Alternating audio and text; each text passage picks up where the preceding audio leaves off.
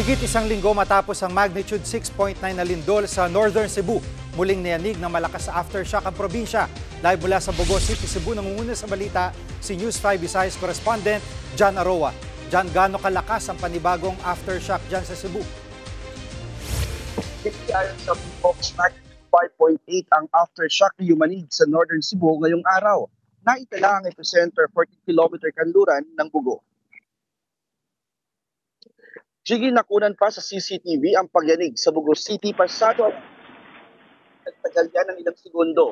Nagpatay-sindi pa mga ilaw sa kasagsagan ng lindol. Sa kuha namang ito ng CCTV sa San Remigio, Cebu,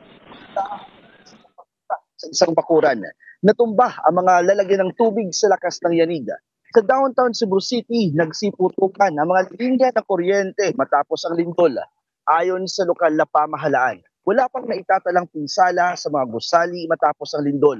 Kasunod dito, nag-utos na ang DILG sa mga lokal na pamahalaang napuruhan ng lindol sa Cebu at Mindanao na agarang magsagawa ng structural evaluation sa mga bahay at gusali.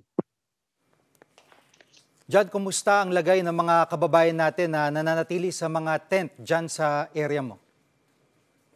Gigi, nakakaranas pa rin sila ng trauma dulot ng lindol.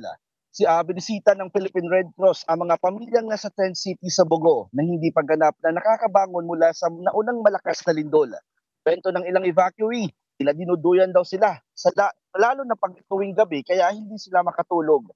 Kahit mga kaunting pagyanig lang ay nakakaramdam sila ng takot lalo na sa mga bata.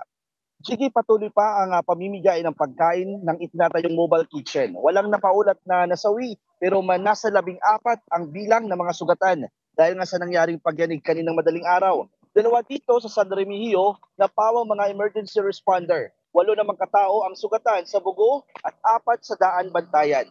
Sige. Amping John at sa mga kababayan natin, John Aroa po, live mula sa Bogo City, Cebu. Mga kapatid, Jig Manikad po, pagdating sa mahalagang balita sa loob at labas ng bansa, dapat una sa lahat, mag-follow at mag-subscribe na sa social media pages ng News 5.